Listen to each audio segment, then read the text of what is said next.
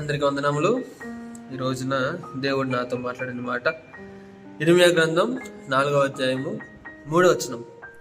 యూదా వారికి యెరూషలేము నివాసులకు యెహోవా ఇలాగ సెలవిస్తున్నాడు, ముళ్ళ పొదలలో విత్తనములు చల్లక మీ బీడు పొలమున దున్నిడి. ఇక్కడ దేవుడు రెండు విషయాలు చెప్తున్నాడు. ఒకటి ఏంటంటే ముళ్ళ పొదలలో విత్తనములు చల్లకండి. ఇంకొకటి ఏంటంటే మీ బీడు పొలములను దున్నిడి. ముళ్ళ పొదలలో మనము విత్తనములు ఎంత చల్లినా కూడా అవి ఉపకారం లేని స్థితిలో ఉంటాయి. ముళ్ళ పొదలు అంటే ఎక్కడో లోపల మన హృదయంలో అహంకారం అనే చోట మన హృదయంలో ఎక్కడో దేవుడు మన యొక్క మాటలు వింటున్నాడా అనే అపనమ్మకం ఉన్న చోట మనము మన యొక్క విత్తనములు చల్లితే అవి ఎంత మాత్రమును కూడా ఫలించవు. మొదటవి మొలుస్తాయి.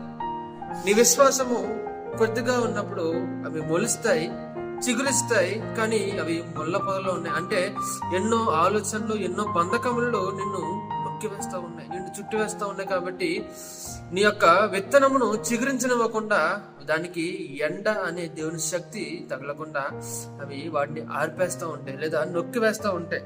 కాబట్టి దేవుడు ఏమంటే నీ యొక్క బీడు పొలములను దున్నిడి అంటున్నాడు. అంటే ఎటువంటి ఆలోచన లేకుండా కేవలము దేవుని మీద మాత్రమే నువ్వు ఆధారపడి, దేవుని మీద మాత్రమే నువ్వు ఆధారపడి రాయవంటి నీ స్వభావము, రాయవంటి నీ యొక్క మనసును మాంసపు మనసుగా చేసుకోమంటున్నాడు. వాటిని దున్నమంటున్నాడు.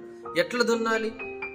నీ బీడు భూములు దున్నడి అంటే, ఒక పొలమును నువ్వు దున్నాలి అంటే దానికి ఎంత నీరు కావాలి, ఎంత అధిక శక్తి నువ్వు ఉపయోగించాలి. కానీ ఈరోజు నీ మనసు నువ్వు దున్నాలి అంటే ఎంత కన్నీటి ప్రార్థన నీకు అవసరం ఉండాలి, ఎంత కన్నీటితో నువ్వు నీ యొక్క మనసును దున్నాలి. ఎంత కష్టం వస్తే తప్ప నీ యొక్క శరీరం నువ్వు దున్నలేవు, ఎంత కష్టం వస్తే తప్ప నీ యొక్క ఆత్మను నువ్వు దున్నుకోలేవు, దేవుని వైపుకు నువ్వు త్రిప్పుకోలేవు. నీ యొక్క ప్రవక్తను మార్చుకుంటూ మాత్రమే నువ్వు ఎదుగుతావు. హల్లెలూయా, ఆమేన్.